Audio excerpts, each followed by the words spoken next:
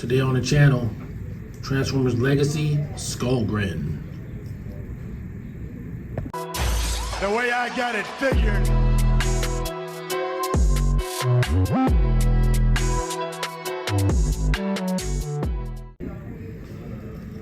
Hey out there, action figure fans. The way I got it figured, back with another Transformers review. Transformers Legacy Skullgrin Deluxe Class figure.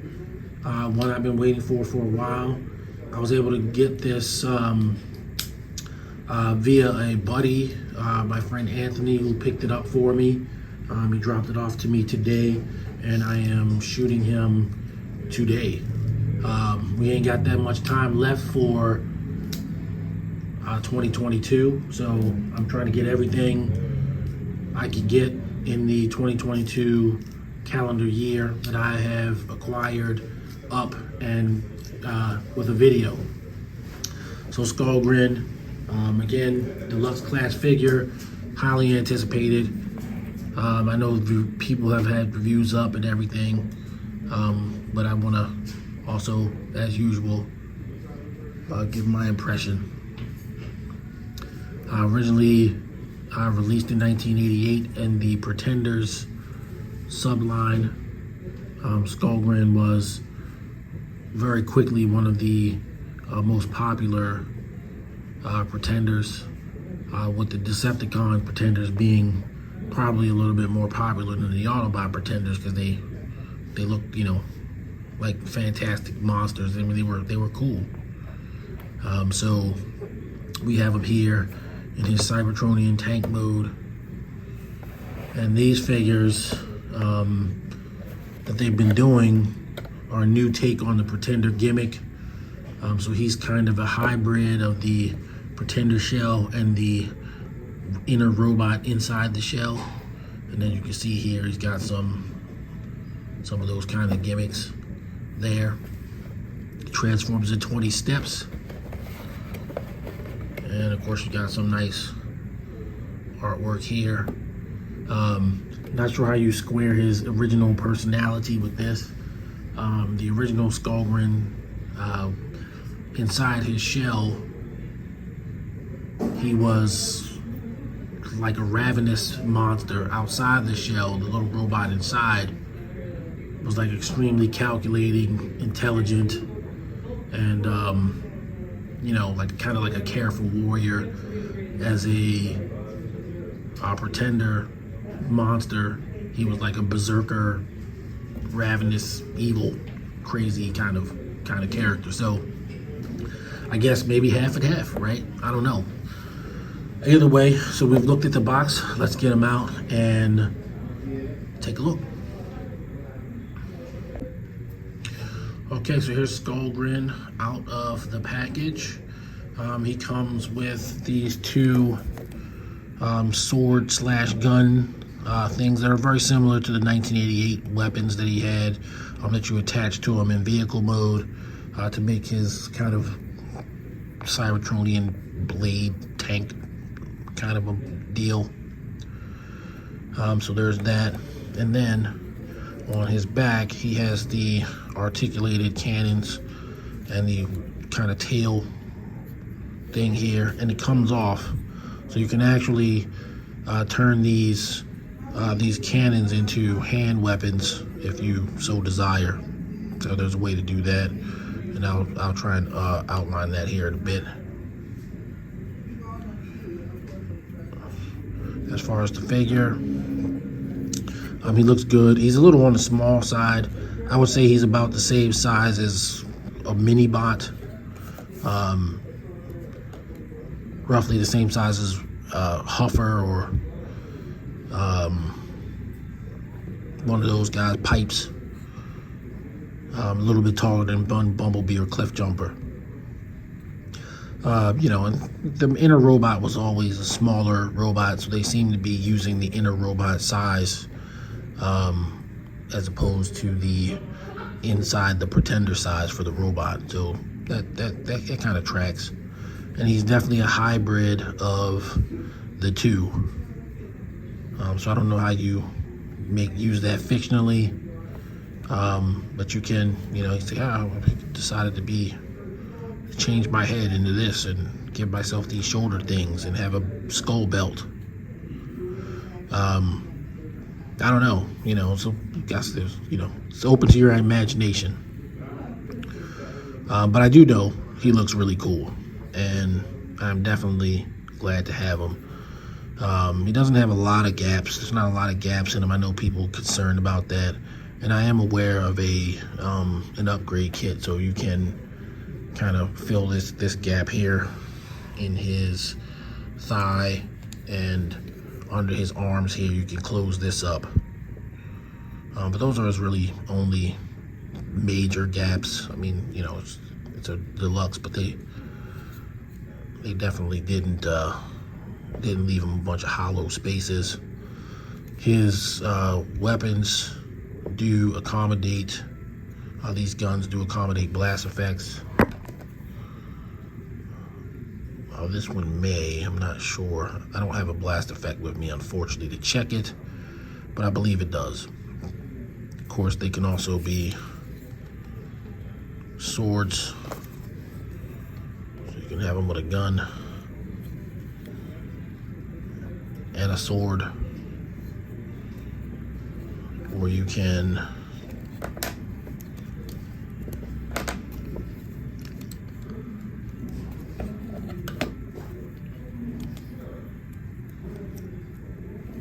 take them off.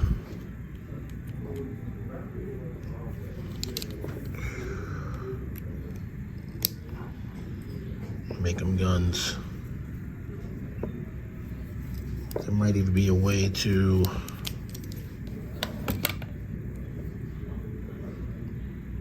well, there's no peg.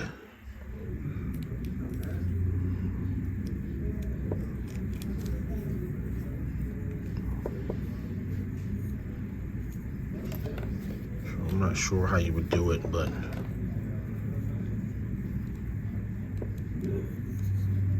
I guess you could do something like that.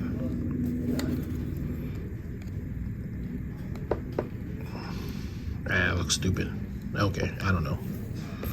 I gotta work on my configurations, but there's a few ways you can use the guns.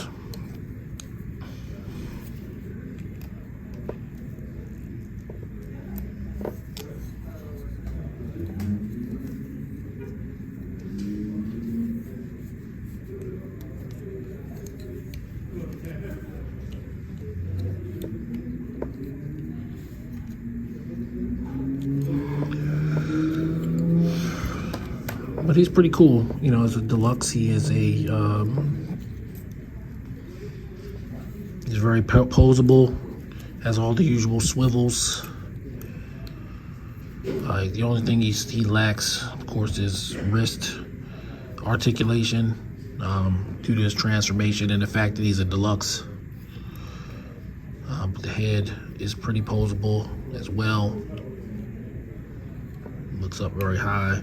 I'm actually surprised that no one in third party has figured out a way to give him like a non-skull head, a head approximating his 1988 robot head. But maybe, you know, the day's still young. Maybe that could still happen. So there you go, Skullgrin. So next we'll do transformation.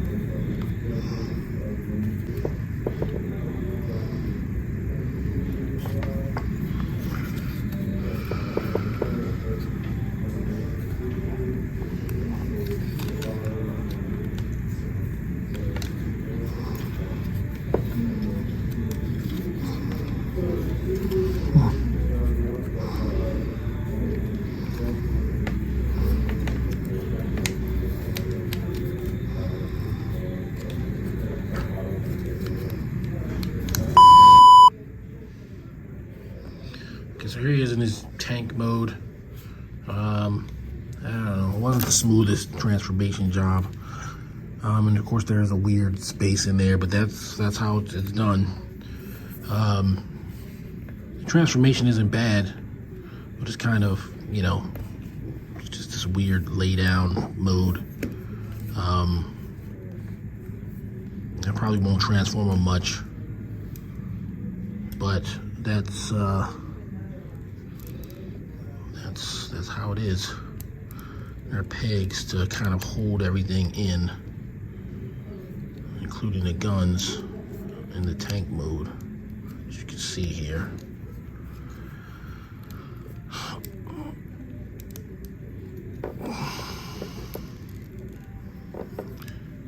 But it gives them a weird crumpled up kind of aspect. I'm not sure it's intentional.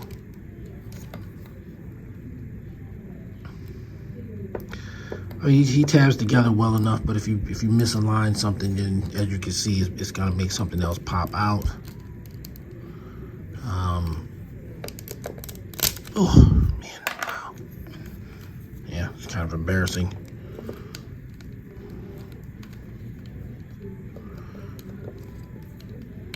So anyway, the issue here is tabbing this in and tab. Wow, the whole thing came off. Okay. Well, luckily it comes off, so you can put it back on if it does decide to detach.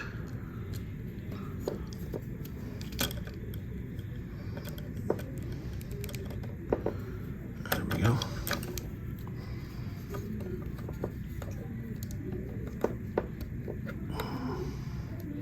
So to tab it back in, and then get them, you know, tab so that the guns don't just look like they're hanging there. There you go. The issue that I'm having isn't necessarily the transformation, even though that's kind of what it looks like. This gun isn't going all the way in this receiver. And so when I try to force it, it makes things come undone. So I'm not going to do that anymore. I'm going to put them here. It doesn't actually roll. Your main play value is you're probably gonna make them kind of hover around, and you got your articulated guns here, which is pretty cool. That works as a kind of an artillery piece. But that's his transformation. No, it's not the best. No, it's not the greatest.